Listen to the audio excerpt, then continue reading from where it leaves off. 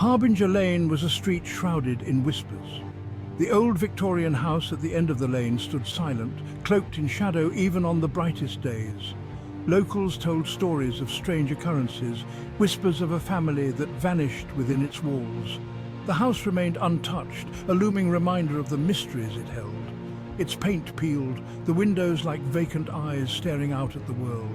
The house seemed to hum with an unseen energy, drawing curious gazes and sending shivers down the spines of those who dared to look too long.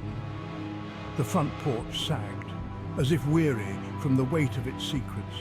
The yard was overgrown, weeds twisting around the rusted swing set like skeletal fingers.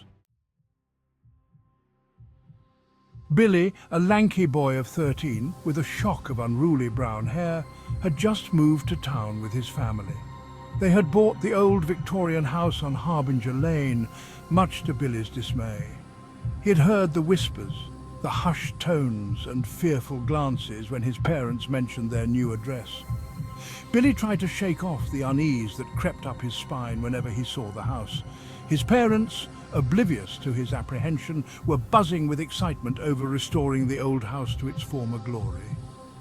But Billy felt a chill every time he stepped inside, a sense of being watched by unseen eyes. He wandered the halls, each creaking floorboard sending shivers down his spine. The first night in the house, Billy was kept awake by the sound of soft footsteps padding through the hallway outside his room.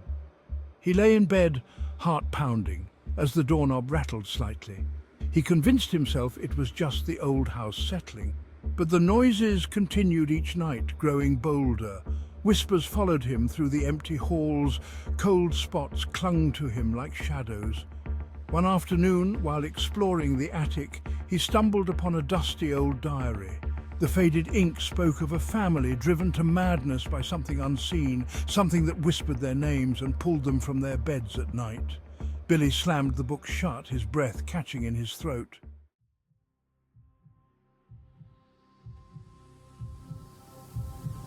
Section 4. A Figure in the Shadows. As days turned into weeks, Billy grew certain he was not alone in the house.